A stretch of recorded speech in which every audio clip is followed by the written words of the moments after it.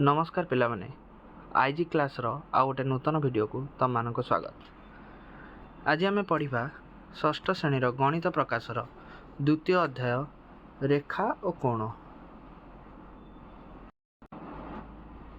तो ये रेखा और कोण कौन से कहला यही अध्याय आम ज्यामितिर किसी मौलिक धारणा यथा बिंदु, सरल रेखा, रश्मि, रेखाखंड और कोण विषय आम पढ़ा। यही धारणा गुड़िक सामतलिक ज्यामितिर मूल भित्ति अटे। तो सामतलिक ज्यामिति माने कौन? दीटा जिनस आसला, गोटे है सामतलिक आ गोटे है ज्यामिति।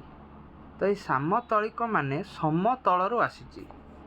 तो मुझे कहबी सामतलिक, तो ये सामतलिक वार्डटा आसी कौन ना समतल। आ गोटे है ज्यामिति। तो प्रथम ज्यामिति बुझा, तापर आम जा समतल को। ज्यामिति शब्दटी दुईटी शब्द आसी अछि, गोटे है ज्या आ गोटे है मिति। ज्या माने होची पृथ्वी बा भूमि, और मिति अर्थ होची माप। ताले ज्यामिति कौन है ना भूमि उपरिस्थ समस्त मापयोग्य जिनिस, मापयोग्य पदार्थ बा जिनिस। तो भूमि उपरिस्थ जोटा मापयोग्य, मापयोग्य माने जहाँ को आमे मापी पारिबा ताको ही कहा जाए ज्यामितिर अंश। एही ज्यामितिर तीनोटी मौलिक जिनस अछि, गोटे है बिंदु, आ गोटे है रेखा, आ गोटे है समतल। समतल तो ये तीनोटी मौलिक जिनस माने ये तीनोटी मेन इंपोर्टेंट बेसिक जिनस को लेके आमर ज्यामिति तैयारी होइछि, बा ज्यामिति रे तीनोटी मौलिक जिनसर गुरुत्व बेसी। तो एबे आस गोटे गोटे करके समस्त को बुझिबा। प्रथम आसिला बिंदु। बिंदु अर्थ कौन? एबे देखो मुझे दीटा दीटा जिनस किसी मु ड्र कली एमती एमती। तो यहाँ कौन? यहाँ ही हूँ बिंदु। तो बिंदु कौन ना आम चारि पाखरे असंख्य बिंदु अछंती, असंख्य बिंदु अछंती।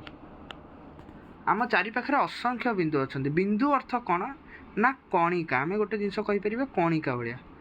मुझे कह गोटे सार्ट, मन कर गोटे सार्ट अच्छी,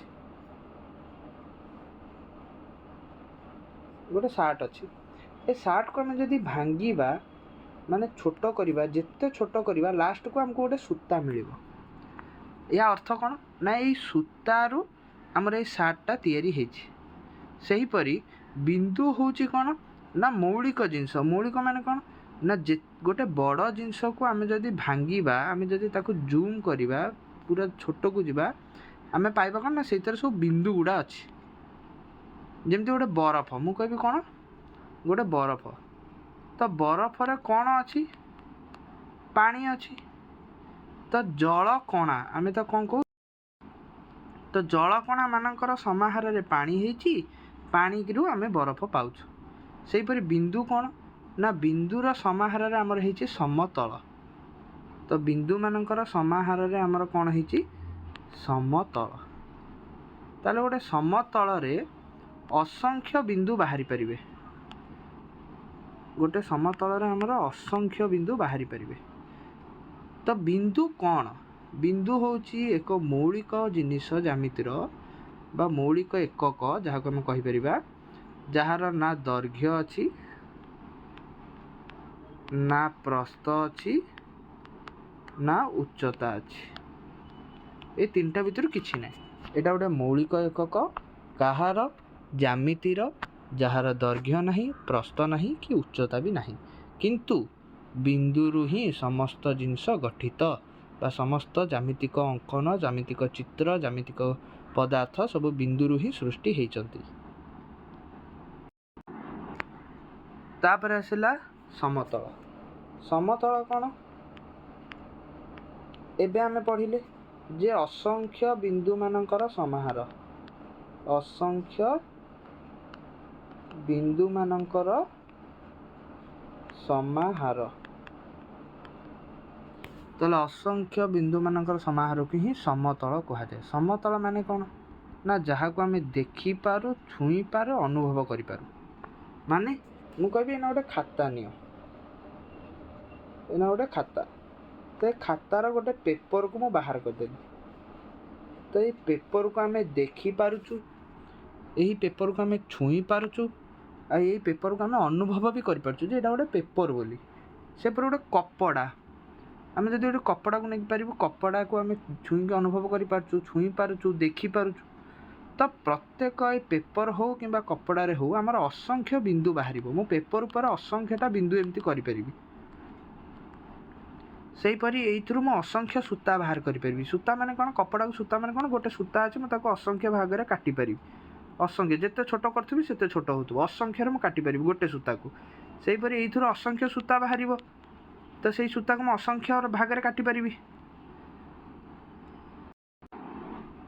ତ ଏଇଥିରୁ ଆମେ ଜାଣିଲେ ଯେ ସମତଳ କ'ଣ? ନା ଅସଂଖ୍ୟ ବିନ୍ଦୁମାନଙ୍କର ସମାହାରକୁ ହିଁ କୁହାଯାଏ ସମତଳ, ବା ସମତଳରେ ଆମର ଅସଂଖ୍ୟ ବିନ୍ଦୁ ରହିପାରିବେ। ଏହାପରେ ଆସିଲା ରେଖା। ରେଖା କ'ଣ? ନା ରେଖା ହେଉଛି ଯେତେବେଳେ ଆମେ ବିନ୍ଦୁମାନଙ୍କୁ ଗୋଟେ ସିଧା ଲାଇନରେ ଆମେ ରଖିବା, ଗୋଟେ ସିଧାରେ ସମସ୍ତ ବିନ୍ଦୁ ଏକ ଲାଇନରେ ରହିବେ ସିଧା ଧାଡ଼ି କରିକି, ସେଇମାନଙ୍କୁ ଯଦି ଆମେ ଯୋଡ଼ିବା ଆମକୁ ଗୋଟେ ମିଳିବ ରେଖା। ମାନେ କ'ଣ? ନା ଗୋଟେ ସମତଳରେ ମନେକର ମୁଁ ଗୋଟେ ପେପର ନେଲି, ତ ଏ ପେପର ମୁଁ ଏମିତି ବିନ୍ଦୁମାନଙ୍କୁ ନେବି ଯେଉଁଗୁଡ଼ା ସବୁ ଗୋଟେ ଗୋଟେ ଧାଡ଼ିରେ ଥିବେ, ମାନେ ନା ଆଗ ନା ପଛ, ନା ଉପର ନା ତଳ, ଗୋଟେ ଧାଡ଼ିରେ ଥିବେ। ତ ସେହି ବିନ୍ଦୁମାନଙ୍କୁ ଯୋଡ଼ିଲେ ଆମର କ'ଣ ଆସିବ? ରେଖା ଆସିବ। ତାହେଲେ ରେଖା ବି କ'ଣ? ନା ରେଖା ବି ଅସଂଖ୍ୟ ବିନ୍ଦୁମାନଙ୍କର ସମାହାର। ଅସଂଖ୍ୟ ବିନ୍ଦୁମାନଙ୍କର ସମାହାର, କିନ୍ତୁ ସେମାନେ ଗୋଟେ ଧାଡ଼ିରେ ଥିବେ, ଗୋଟେ ଲାଇନରେ ଥିବେ, ନା ଉପର ନା ତଳ, କେହି ବି ଆଗ ପଛ ହେବେନି, ସବୁ ଧାଡ଼ିରେ ଥିବେ, ତାହାକୁ ହିଁ କହନ୍ତି ରେଖା। ଏବେ ଆମେ ଦେଖିବା ନାମକରଣ। ଏବେ ଆମେ ଦେଖିବା ନାମକରଣ ମାନେ ନାଁ ଦେବା। ମନେକର ଆମେ ଜାଣିଲେ, ଆମେ ତିନିଟା ବିଷୟ ଜାଣିଲେ, ଗୋଟେ ହେଲା ବିନ୍ଦୁ, ଆଉ ଗୋଟେ ହେଲା ରେଖା, ଆଉ ଗୋଟେ ହେଲା ସମତଳ। ତ ଏଇ ତିନିଟାର ଆମେ ନାଁ ଦେଇପାରିବା। ନାଁ କ'ଣ? ମନେକର ଆମେ ବିନ୍ଦୁ ନେଲେ, ମୁଁ ଗୋଟେ ବିନ୍ଦୁ ନେଲି, ତ ଏଇ ବିନ୍ଦୁର ନାଁ ମନେକର ମୁଁ ଏ ଦେଲି, ତ ଏ ବିନ୍ଦୁ। କି ଧର ମୁଁ ଓଡ଼ିଆରେ ଦେଲି କ, ତ ଏଇ ବିନ୍ଦୁର ନାଁ କ'ଣ ହେଲା? କ ବା କ ବିନ୍ଦୁ। ଏଇଟାକୁ ଆମେ କହିବା କ ବିନ୍ଦୁ, ବା ଇଂଲିଶରେ କହିବା ଏ ବିନ୍ଦୁ। ବିନ୍ଦୁକୁ ଇଂଲିଶରେ କୁହାଯାଏ ପଏଣ୍ଟ, ଏ ପଏଣ୍ଟ ବା କ ପଏଣ୍ଟ। ସେହିପରି ରେଖାର ନାମକରଣ କଲେ କ'ଣ ହେବ? ନା ଗୋଟେ ରେଖା ଅଛି, ଏଇ ରେଖା ଉପରେ ଆମେ ଯେକୌଣସି ଦୁଇଟା ବିନ୍ଦୁ ନେଇଯିବା, ଦୁଇଟି ବିନ୍ଦୁ, ରେଖା ଉପରେ ମୁଁ ଦୁଇଟା ବିନ୍ଦୁ ନେଇଗଲି, ରେଖା ଉପରେ ମୁଁ ଦୁଇଟା ବିନ୍ଦୁ ନେଇଗଲି, ୟା ନାଁ ଦେଲି ଏ, ୟା ନାଁ ଦେଲି ବି, ବା ଓଡ଼ିଆରେ ଦେବି କ ଆଉ ଖ। ତ ଆକୁ ଆମେ କ'ଣ କହିବା? କ ଖ ରେଖା, କ ଖ ରେଖା ବା ଏ ବି ରେଖା, କ ଖ ରେଖା ବା ଏ ବି ରେଖା। ସେହିପରି ଆସିଲା ସମତଳର ନାମକରଣ। ଯଦି ଆମେ ସମତଳର ନାଁ କରିବା, ସେହିପରି ସମତଳ ଉପରେ ଯେକୌଣସି ଗୋଟେ ବିନ୍ଦୁ ନେଇଯିବା, ତା ନାଁ ଦେଲି ଧର ଏ, ନହେଲେ ଓଡ଼ିଆରେ କ, ତାକୁ ଆମେ କହିବା କ ସମତଳ, बा इंग्लिश रे आम कहबा ए समतल।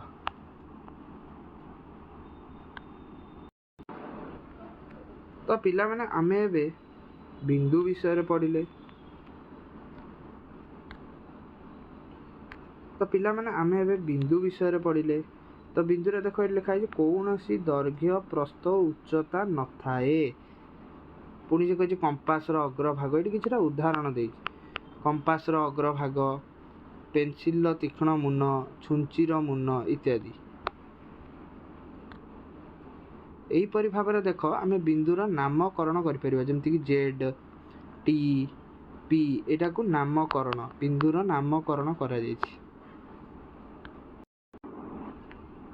आमे पिला माने रेखाखंड विषय भी पढ़िले, किंतु वर्तमान आमे टिके रेखाखंडर भितर को जिबा बा रेखा विषय आउ टिके डिटेल रे आमे जानिबा।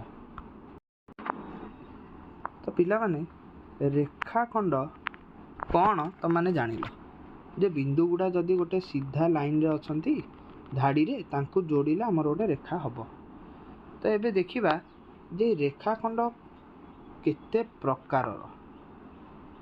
आम जो देखिबा रेखाखंड मुख्यतः 3 प्रकार। गोटे हला रेखाखंड, आ गोटे हला रश्मि, आ गोटे हला सरल रेखा।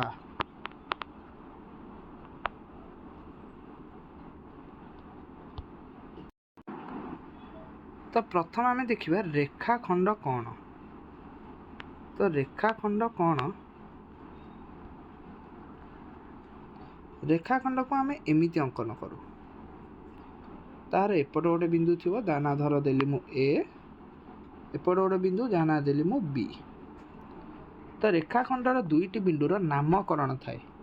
ए को कुहा जाए आद्य बिंदु,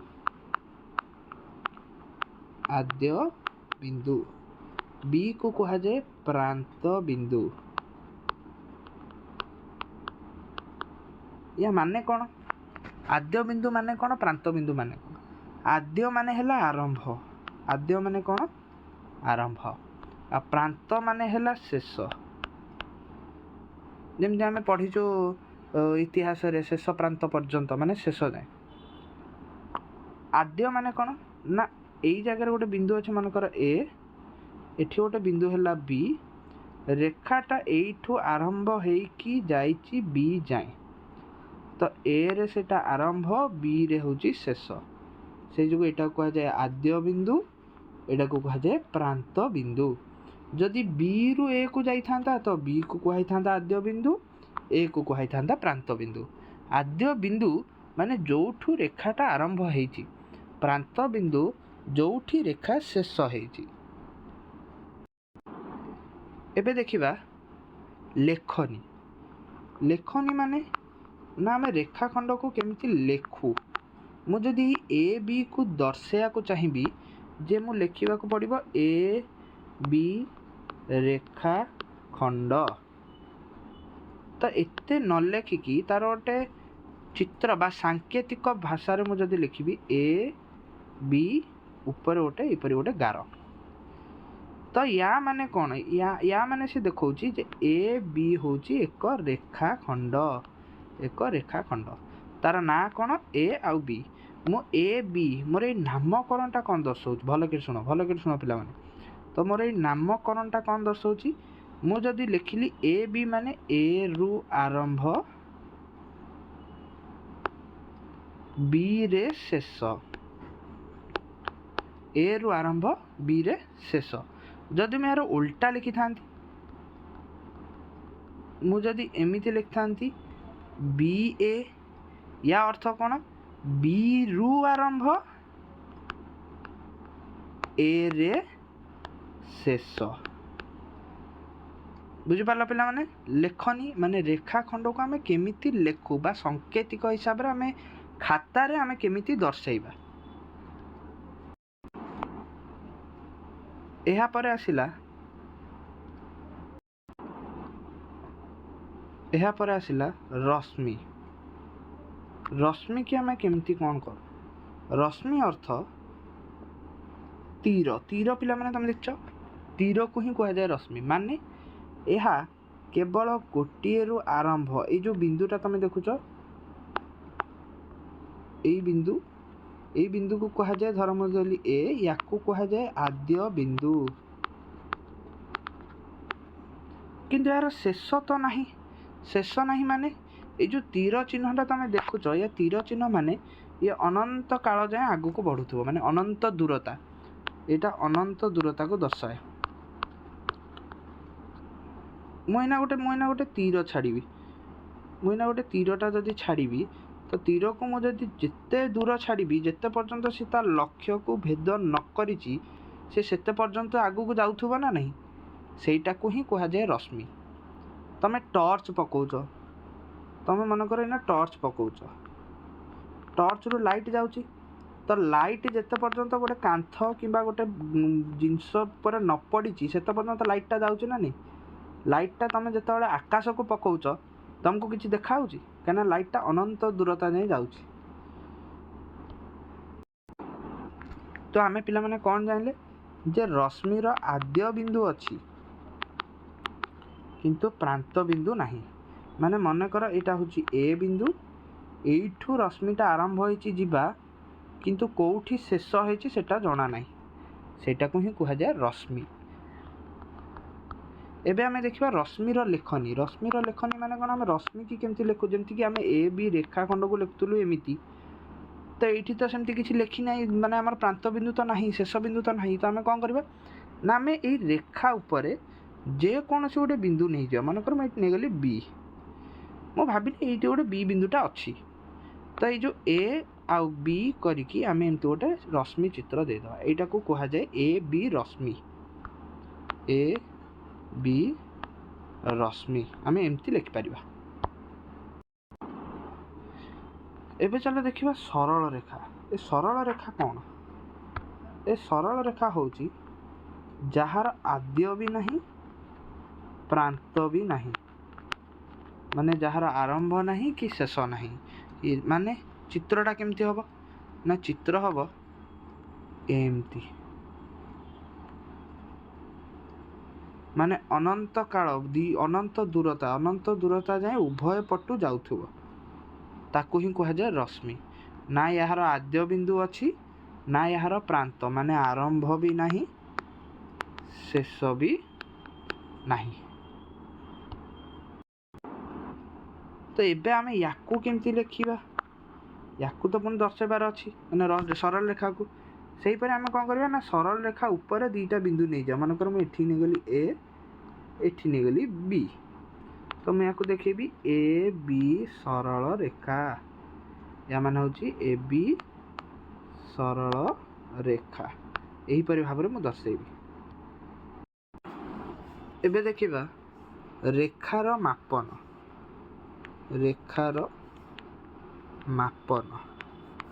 मापन माने माप विषय माने कौन माने आमे ताकू मापिबा जे एटा केते एककर अच्छी तो रेखार मापन कौन आमे रेखा को मापू रेखा बा रश्मि बा सरल रेखा को आमे कौथरे मापू ना सेंटीमीटर एकक मापू कौथरे मापू सेंटीमीटर एकक आमे मापू जहाँ को सेमी मध्य कहा जाए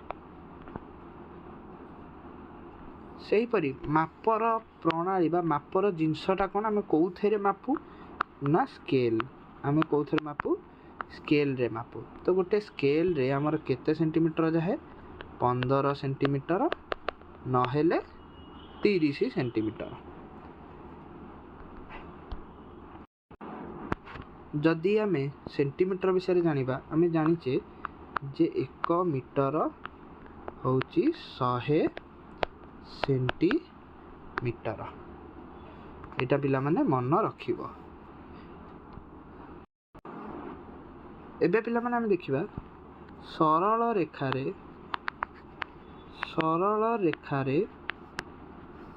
दर्शायन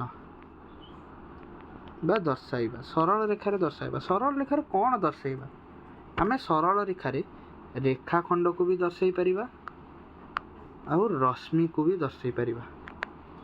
ତ ଦେଖିବା ଆମେ କେମିତି ଦର୍ଶାଇବା।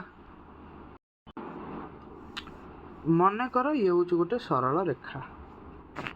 ୟା ନା ମୁଁ ଏବେ ପର୍ଯ୍ୟନ୍ତ ଦେଇନି। ମୁଁ ଏଠି ଗୋଟେ ବିନ୍ଦୁ ନେଇଗଲି ଏ, ଏଠି ଗୋଟେ ବିନ୍ଦୁ ନେଇଗଲି ବି। ଏବେ ଦେଖ ଏ, ମୁଁ ଯଦି କହିବି ଏ ଠୁ ଆରମ୍ଭ ହେଇକି ଗଲା ବି ଯାଏ, ତ ଏଇ ଯେଉଁ ଜିନିଷଟା ହେଲା ବା ଏଇ ଯେଉଁ ଚିତ୍ରଟା ହେଲା, ୟାକୁ ଆମେ କ'ଣ କହିବା? ରେଖା। ବୁଝିପାରିଲ ପିଲାମାନେ? ତ ୟାକୁ ଆମେ କ'ଣ କହିପାରିବା? ରେଖା। ମୁଁ ପୁଣି କହୁଛି ଦେଖ,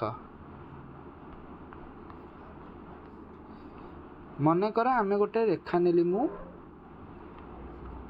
ତା ଉପରେ ଦୁଇଟା ବିନ୍ଦୁ ନେଇଗଲି, ଗୋଟେ ହେଲା ଏ ଆଉ ଗୋଟେ ହେଲା ବି। ତ ଏ ଠୁ ବି ଯାଏ ଏ ଯେଉଁ ଜ୍ୟାମିତିକ ଚିତ୍ର ହେଲା ତାକୁ ଆମେ କହିପାରିବା ରେଖା। ତ ଆମେ ସରଳ ରେଖାରେ ରେଖାଖଣ୍ଡ ଦର୍ଶାଇ ଦେଲେ। ତାହେଲେ ଏବେ ମୋତେ ପିଲାମାନେ କୁହ, ଯଦି ଆମେ ବି ଠୁ ଦେଖିବା, ବି ଠୁ ଏଇ ଯେଉଁ ଚିତ୍ରଟା ଦେଖିବା, ଏଇଟା ଯେଉଁଟା ହେଲା, ମୁଁ ବି ଯାଏଁ ଆମେ ରେଖାଖଣ୍ଡରେ ନେଇଛୁ, ବି ଠୁ ଏଇ ଯେଉଁ ଚିତ୍ରଟା ହେଲା, ଏଇଟା କ'ଣ? ଏଇଟାକୁ କୁହାଯାଏ ରଶ୍ମି। ତ ଆମେ ଯଦି ଦେଖେଇବା, ରଶ୍ମିକୁ ବି ପୁଣି ଦେଖେଇବା, ତ ମୁଁ ମନେକର ଏଇ ସରଳ ରେଖା ନେଇଗଲି, ତ ୟା ଉପରେ ଗୋଟେ ବିନ୍ଦୁ ନେଇଗଲି ଏଠି ଏ। ତ ଏ ରୁ ଏପଟେ ଗୋଟେ ସରଳ ରଶ୍ମି ଗଲା, ଏପଟେ ଗୋଟେ ରଶ୍ମି ଗଲା। ଏ ରୁ ଏପଟେ ଗୋଟେ ରଶ୍ମି ଗଲା, ଏପଟେ ଗୋଟେ ରଶ୍ମି ଗଲା। ଜାଣିପାରିଲ ପିଲାମାନେ? ଏବେ ଦେଖିବା ବିନ୍ଦୁ ସହିତ ତୁଳନା। ବିନ୍ଦୁ ସହିତ ତୁଳନା ମାନେ, ବିନ୍ଦୁ ସହିତ ତୁଳନା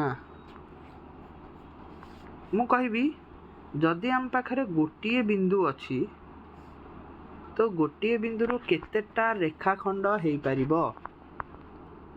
ତାହେଲେ ଗୋଟିଏ ବିନ୍ଦୁରୁ ଆମର ଗୋଟେ ବି ରେଖାଖଣ୍ଡ ହେଇପାରିବ ନାହିଁ। କାହିଁକି ନା ଆମର ରେଖାଖଣ୍ଡ ପାଇଁ ଦୁଇଟି ବିନ୍ଦୁ ଦରକାର, ଗୋଟେ ଆଦ୍ୟ ବିନ୍ଦୁ ଆଉ ଗୋଟେ ପ୍ରାନ୍ତ ବିନ୍ଦୁ। ତ ଗୋଟିଏ ବିନ୍ଦୁରେ ରେଖାଖଣ୍ଡ ହେବା ଅସମ୍ଭବ।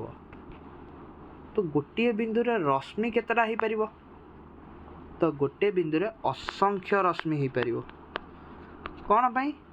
ମୁଁ କହିବି ଏପଟେ ଗୋଟେ ରଶ୍ମି ଗଲା, ମୁଁ ବିନ୍ଦୁଟା କଲି, ଏପଟେ ଗୋଟେ ରଶ୍ମି ଗଲା, ଏପଟେ ଗୋଟେ ରଶ୍ମି, ଇଏ ଗୋଟେ ରଶ୍ମି, ଇଏ ଗୋଟେ ରଶ୍ମି, ଇଏ ଗୋଟେ ରଶ୍ମି, ଇଏ ଗୋଟେ ରଶ୍ମି, ଇଏ ଗୋଟେ ରଶ୍ମି। ତମେ ସାଇକେଲ ଚକ ଦେଖିଛ? ସାଇକେଲ ଚକ ପରି ଏସବୁ ଗୋଟେ ଗୋଟେ ରଶ୍ମି। ତ ଗୋଟିଏ ବିନ୍ଦୁରୁ ଆମର ଅସଂଖ୍ୟ ରଶ୍ମି ହେଇପାରିବ।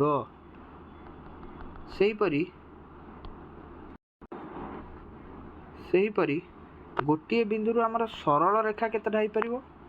ତ ଗୋଟିଏ ବିନ୍ଦୁରୁ ଆମର ସରଳ ରେଖା ବି ହେଇପାରିବ ନାହିଁ। କାହିଁକି ନା ଆମେ ଜାଣିଛୁ ସରଳ ରେଖାର ନା ଆଦ୍ୟ ବିନ୍ଦୁ ଅଛି ନା ପ୍ରାନ୍ତ ବିନ୍ଦୁ ଅଛି। ତ ଆଦ୍ୟ ବିନ୍ଦୁ ନାହିଁ କି ପ୍ରାନ୍ତ ବିନ୍ଦୁ ନାହିଁ, ତ ସରଳ ରେଖା ହବ କେମିତି? ବୁଝିପାରିଲ ପିଲାମାନେ? ଏବେ ଦେଖିବା ଆମ ପାଖରେ ଯଦି ଦୁଇଟି ବିନ୍ଦୁ ଅଛି, ତ ଦୁଇଟି ବିନ୍ଦୁରେ କେତେଟା ରେଖାଖଣ୍ଡ ହେଇପାରିବ? ଦୁଇଟି ବିନ୍ଦୁରେ ମାତ୍ର ଗୋଟିଏ ରେଖାଖଣ୍ଡ ହେଇପାରିବ। ତମେ ଭାବିବନି ଯେ ଏମିତି ରେଖାଖଣ୍ଡ ଅସଂଖ୍ୟ ହବ, ଏମିତି ରେଖାଖଣ୍ଡ ଅସଂଖ୍ୟ ହବ। ନା ନା ନା, ଆମ ପାଖରେ ଦୁଇଟି ବିନ୍ଦୁ ହିଁ ଅଛି। ଦୁଇଟା ବିନ୍ଦୁରେ କେତେଟା ହେଇପାରିବ? ତ ଦୁଇଟା ବିନ୍ଦୁରେ ଗୋଟିଏ ହେଇପାରିବ। ମନେକର ୟା ନାଁ ଦେଲି ଏ ବି, ଇଏ ଗୋଟିଏ ଏ ବି ରେଖାଖଣ୍ଡ, ଗୋଟିଏ ହିଁ ରେଖାଖଣ୍ଡ ହେଇପାରିବ। ତ ଆମେ ପିଲାମାନେ ରେଖାଖଣ୍ଡ ବିଷୟରେ ଦେଖିଲେ, ରେଖାଖଣ୍ଡର ନାମକରଣ ବିଷୟରେ ବି ଦେଖିଲେ, ସରଳ ରେଖା ବିଷୟରେ ବି ଆମେ ଦେଖିଲେ, ସରଳ ରେଖାର ନାମକରଣ ବି ଆମେ ଦେଖିଲେ। ଅସୀମ ଅଟେ, ଦେଖ ଏଠି ଲେଖା ହେଇଛି ଏହାର ବିସ୍ତୃତି ଉଭୟ ଏ ଓ ବି ଦିଗରେ ଅସୀମ ଅଟେ। ଅସୀମ ମାନେ ଅନନ୍ତ ଦୂରତା ଯାଏଁ ଯାଇପାରିବ। ସେମିତି କିଛି ନାହିଁ ଯେ ଏତିକି ବାଟ ହିଁ ଯିବ ବୋଲି। ତ ଅନେକ ସମୟରେ ଗୋଟିଏ ସରଳ ରେଖାକୁ ଏଲ୍ ବା ଏମ୍ ଭଳି ଅକ୍ଷରରେ ମଧ୍ୟ ନାମିତ କରାଯାଏ। ତ ଗୋଟେ ସରଳ ରେଖାକୁ ଆମେ ଡାଇରେକ୍ଟ ଏଲ୍ ଲେଖିପାରିବା, ନହେଲେ ଏମ୍ ସରଳ ରେଖା ବି କହିପାରିବା। ସେହିପରି ଆମେ ରଶ୍ମି ବିଷୟରେ ବି ପଢ଼ିଲେ ଯେ ରଶ୍ମି କ'ଣ? ଦେଖ ଏଠି ଗୋଟେ ଯେଉଁ ଲାଇଟ୍ ହାଉସ୍, ଆମର ଯେଉଁ ବତି ଘର ଥାଏ, ସମୁଦ୍ର କୂଳମାନଙ୍କରେ ବତି ଘରୁ ଆଲୋକ ରଶ୍ମିଗୁଚ୍ଛ ବାହାରୁଛି, ଟର୍ଚ୍ଚରୁ ଆଲୋକର ରଶ୍ମିଗୁଚ୍ଛ ବାହାରୁଛି, ସୂର୍ଯ୍ୟଙ୍କର କିରଣ ବି ଗୋଟେ ରଶ୍ମି। ତ ରଶ୍ମି କ'ଣ? ରଶ୍ମି ହେଉଛି ଗୋଟେ ସରଳ ରେଖାର ଅଂଶ। ମୁଁ ସରଳ ରେଖାରେ ତୁମକୁ ରେଖାଖଣ୍ଡ ରଶ୍ମି ଉଭୟ ଦେଖେଇଛି। ତ ସରଳ ରେଖାର ଅଂଶ ଯାହା ଗୋଟିଏ ବିନ୍ଦୁରୁ ଆରମ୍ଭ ହୋଇ ଏକ ଦିଗରେ ଅସୀମ ଭାବରେ ଯିବ। ଗୋଟିଏ ବିନ୍ଦୁରୁ ଆରମ୍ଭ ହୋଇକି ଏକ ଦିଗରେ ଅସୀମ ପର୍ଯ୍ୟନ୍ତ ଯାଇପାରିବ। ଏହି ନିର୍ଦ୍ଦିଷ୍ଟ ବିନ୍ଦୁକୁ ଆଦ୍ୟ ବିନ୍ଦୁ ବା ଆରମ୍ଭ ବିନ୍ଦୁ କହନ୍ତି। ବୁଝିପାରିଲ ପିଲାମାନେ? ତ ଆଜି ପାଇଁ ସେତିକି ପିଲାମାନେ। ଯଦି ତୁମକୁ ଭିଡ଼ିଓଟି ଭଲ ଲାଗିଛି ତ ଗୋଟେ ଲାଇକ୍ କରିଦେବ, ଯାହାଫଳରେ ଆଲଗୋରିଦିମ୍ ଆହୁରି ପିଲାମାନଙ୍କୁ ମଧ୍ୟ ଏଇଟା ସଜେଷ୍ଟ କରିବ। ଯଦି ତୁମକୁ ମୋ ପାଠପଢ଼ା ଭଲ ଲାଗୁଛି ତ ଚ୍ୟାନେଲକୁ ସବସ୍କ୍ରାଇବ୍ କରିକି ବେଲ୍ ଆଇକନ୍ଟାକୁ କ୍ଲିକ୍ କରିଦେବ, ଯେପରି ଭବିଷ୍ୟତରେ ମୁଁ ଯଦି ଆହୁରି ଏମିତି ଭିଡ଼ିଓ କରିଲି ବା ପଠେଇଲି ତ ତୁମ ପାଖକୁ ଆଗ ନୋଟିଫିକେସନ୍ଟା ଯିବ।